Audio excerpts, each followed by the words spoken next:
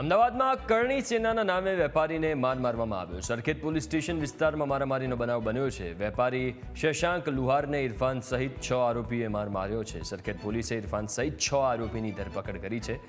મારામારીના CCTV footage પણ સામે આવ્યા છે। શશાંકને મારી નાખવાની ધમકી આપીને માર માર્યો। એપલવુડ સોસાયટીમાં રહેતા શશાંક તેમની માતાને સીટી સ્કેન માટે લઈ ગયા હતા। હોસ્પિટલથી પરત આવ્યા ત્યારે સિક્યુરિટી ગાર્ડ અનુજ ઠાકોરે શશાંકના પિતાની ગાડી પર પાર્કિંગ સ્ટીકર ન હોવાથી રોકી। એપલવુડ સોસાયટીમાં પાર્કિંગ મુદ્દે બંને પક્ષો વચ્ચે ઝઘડો થયો હતો। ઇરફાન શશાંકના પિતાને અપશબ્દ બોલતો હતો। થોડા સમય બાદ શશાંકને રાજ શેખાવત વાત કરવા આવ્યા હોવાનું જણાવીને ફરીથી બોલાવ્યો હતો। કરણી સેનાને ઓળખે છે તેમ કહીને મારામારી સાથે ધમકી આપી હતી।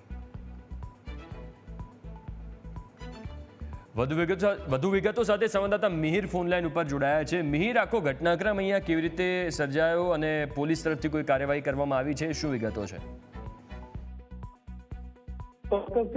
જે પ્રમાણે અત્યારે સમગ્ર મામલો છે જે સામે આવ્યો છે અને મામલો આખો અત્યારે જોવા જઈએ તો એપલવુડ જે સોસાયટી છે સરખેજ વિસ્તારમાં આવેલ છે તેમાં સમગ્ર મામલો ઉભો થયો છે।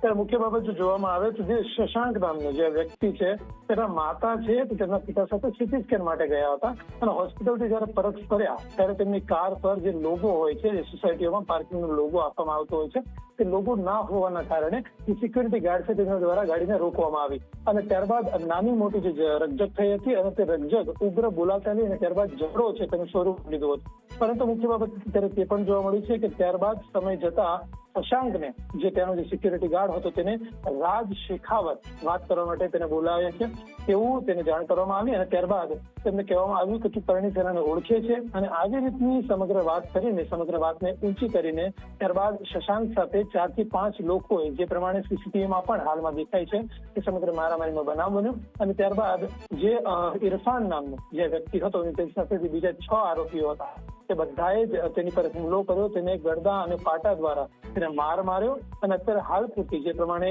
સરખેજ પોલીસ દ્વારા જે સમગ્ર કાર્યવાહી કરવામાં આવી છે તેમાં ઇરફાનની સાથે સાથે બીજા જે 6 અજાણ્યા છે શખ્સ છે તેમના પર અત્યારે સમગ્ર જે કાર્યવાહી છે તે અત્યારે હાલમાં કરવામાં આવી છે અને આરોપીઓની ધરપકડ પણ અત્યારે સરખેજ પોલીસ દ્વારા કરી લેવામાં આવી છે। જી આભાર મિહિર વિગતો આપવા માટે।